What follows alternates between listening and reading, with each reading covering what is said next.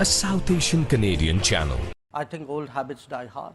I mean, very candidly, there are still people in the world who believe that their definition, their preferences, their views must override everything else. So, since you mentioned this specific example, I don't know how familiar people are with what was said at the Munich conference. Essentially, Mr. Soros said India is a democratic country, but he doesn't think the Prime Minister of India is a Democrat. By the way, a few years ago, in the same conference, I was there at that time, he actually accused us of planning to strip millions of Muslims of their citizenship, which of course didn't happen. It was a ridiculous suggestion. But you have to understand what this actually means.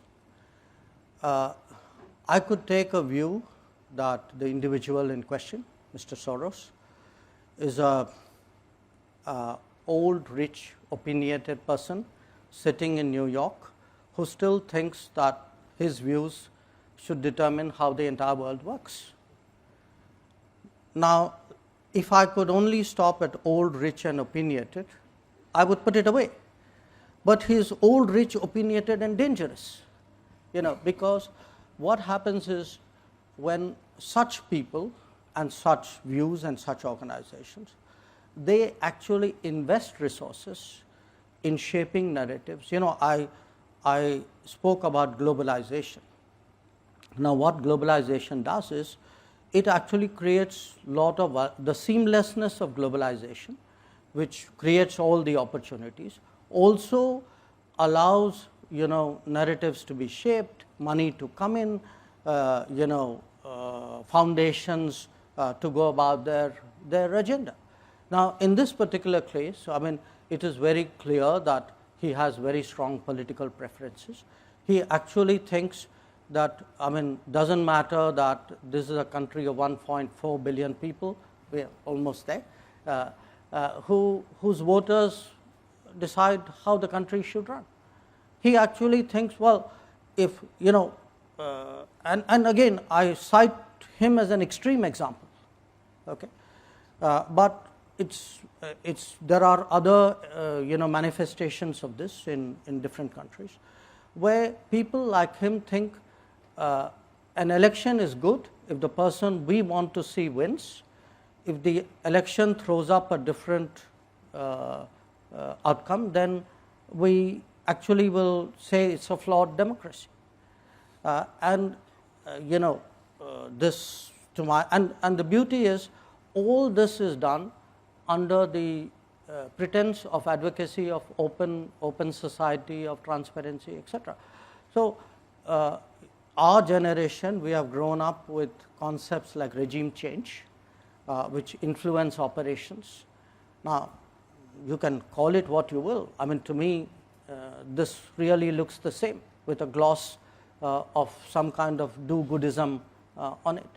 So, for me, it's actually necessary today that we have today a serious conversation on democracy. When I look at my own democracy, I mean, I have today a voter turnout which is unprecedented, electoral outcomes which are decisive, electoral processes which are not questioned. We are not one of those countries where after the election somebody goes to arbitrate in court. Okay? We don't have any hanging chads either. And where you actually say, I will sit in judgment over the verdict of voters. Now, my sense of democracy is the voter is supposed to decide. And it worries us because, look, we are a country which went through colonialism. We know the dangers of what happens when there is outside interference in whatever guise in your politics. If you do this kind of scaremongering, like millions of people will be deprived of citizenship, it actually does real damage to our societal fabric, because somebody out there believes you, and you don't leave it to accident, by the way, you back it up with an operation.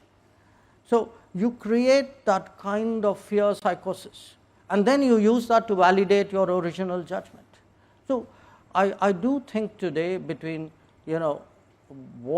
whose democracy, whose globalization, why, the transparency of how global processes work. These are real issues which need to be debated. A South Asian Canadian channel.